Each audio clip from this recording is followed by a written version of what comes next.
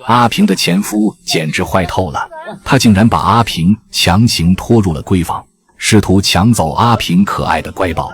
阿平氣得渾身發抖，但她再也不是那個被他隨意欺負的女人了。她死死攔在門口，聲音堅定地說：阿超，你要是再敢亂來，我立刻報警。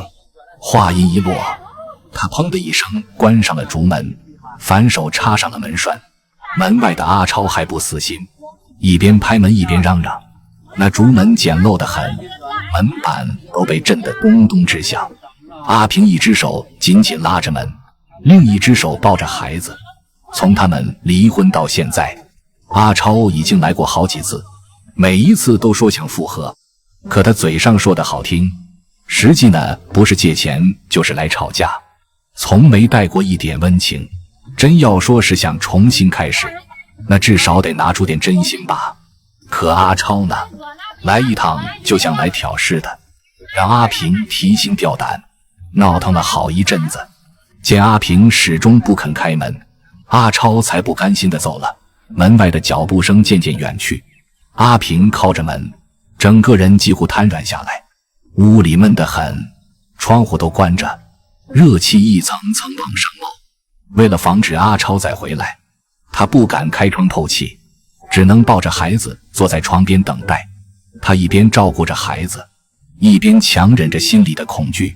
過了好久，等外頭一點動靜都沒有了，他才小心翼翼地拉開門縫，探頭往外看。院子靜悄悄的，連小狗都沒叫，人應該走了吧。阿平又走到籬笆邊，四下張望，確定沒人後才鬆了口氣。他回到屋裡，把孩子放在床上，看着那張稚嫩的小臉，心裡酸得不行。在他們那個小鄉村裡，很多人都重男輕女，若是他當年生的是女兒，恐怕阿超根本不會再踏進這道門。可偏偏他生了個兒子，這也許就是阿超那點所謂父愛的理由吧。可阿平心裡很清楚，這樣的父親不來也罷，他寧願一個人辛苦點，也絕不會再讓孩子生活在恐懼裡。阿平的心情平復之後，也要開始勞動了。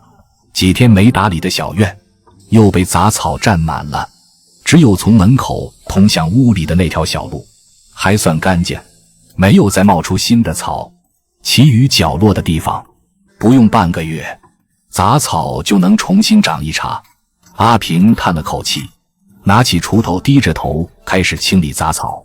原本今天心情還挺好的，可看到老公又不聲不響的出現，又讓阿平一肚子的脾氣，心裡那點好情緒一下子就沒了。他也不想多想，索性就埋頭幹活，做點自己喜歡的事，讓自己的心靜一靜。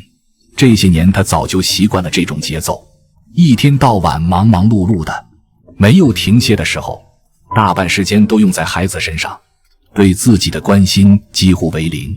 吃飯也是能將就就將就一下，捨不得給自己買點好吃的，寧願把省下的錢給孩子買件衣服。雜草一堆堆被除了出來，他又用簸箕一點點收集，堆在角落的垃圾堆旁。雖然來回得走上好幾趟，但看着地面一點點露出本來的樣子，阿平心裡反而舒坦多了。院子清理乾淨以後，整個人都覺得輕鬆多了。阿平本來就愛乾淨，院裡哪怕落幾片枯葉都看不慣，只有在這樣的乾淨小院裡，他才能真正的鬆口氣。他又拿起水盆，準備最後沖洗一下地面。屋裡孩子的哭聲傳來，已經開始鬧騰了。他本想立刻進去，可又想着手上髒，腳上全是灰，就忍不住又加快了动作。他一邊嘀咕，一邊快步把剩下的草倒進垃圾堆。